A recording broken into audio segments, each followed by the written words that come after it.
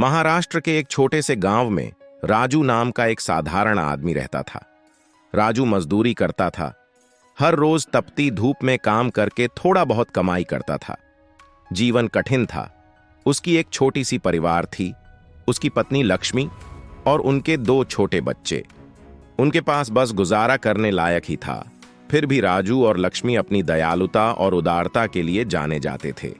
एक बरसाती शाम को दरवाजे पर दस्तक हुई तो परिवार चौंक गया। दरवाजा खोलने पर राजू ने देखा कि एक बुजुर्ग आदमी बारिश में भीग रहे थे। वो एक यात्री जैसे लग रहे थे, पूरे तरह से भीगे और थके हुए। उनकी आंखों में एक जगह की तलाश थी।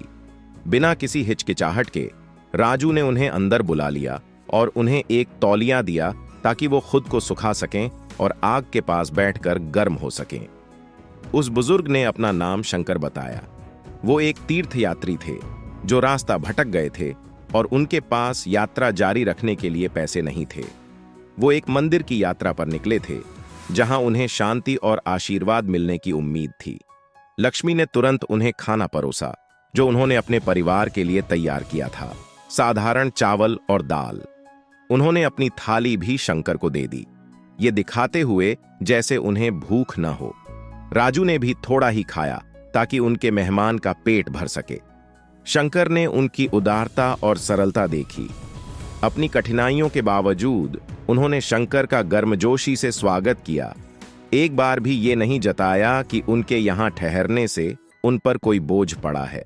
उस रात जब शंकर उनके दिए साधारण बिस्तर पर सोए तो वो उनके इस आत्मीय व्यवहार से अभिभूत हो गए। अगली सुबह शंकर ने जाने की तैयारी की। उन्होंने राजू और लक्ष्मी का आभार व्यक्त किया और कहा, मेरे सफर में मैंने कई लोगों से मुलाकात की है, पर आप जैसे निस्वार्थ लोग कभी नहीं मिले। राजू ने मुस्कुराकर कहा, बाबा, जरूरतमंद की मदद करना हमारा फर्ज है। हमारे पास ज्यादा नहीं है, पर जो भी है उसे बांटने से हमें बहुत खुशी मिलती है।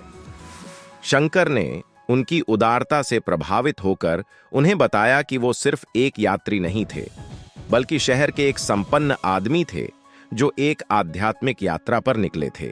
उनकी उदारता से प्रभावित होकर उन्होंने राजू की मदद करने का वादा किया, लेकिन राजू ने विनम्रता से मना कर दिया।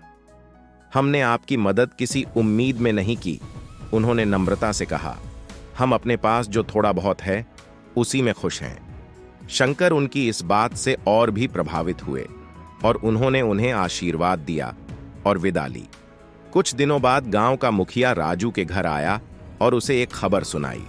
शंकर का देहांत हो गया था और अपनी वसीयत में उन्होंने राजू के परिवार के लिए एक छोटा सा जमीन का टुकड़ा और एक घर छोड़ दिया था, बस यही कहकर कि वो इसी तरह दयालु बने रहें और जरूरतमंदों की मदद करते रहें। लक्ष्मी की आंखों में आंसू आ गए जब उसने देखा कि उनकी उदारता ने उन्हें इतनी बड़ी सौगात दी है। उनका परिवार नए घर में रहने चला गया और अब उनके पास पहले से ज्यादा था। फिर भी राजू और लक्ष्मी पहले की तरह ही साधारण जीवन बिताते रहे और अपने दरवाजे जरूरतमंदों के लिए हमेशा खुले रखे।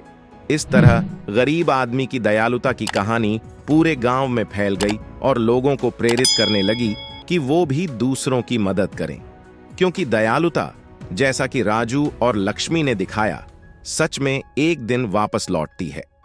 अगर अभी तक मेरे चैनल को सब्सक्राइब नहीं किया है तो प्लीज कर लीजिए और इस वीडियो को लाइक और शेयर करना मत भूलिए।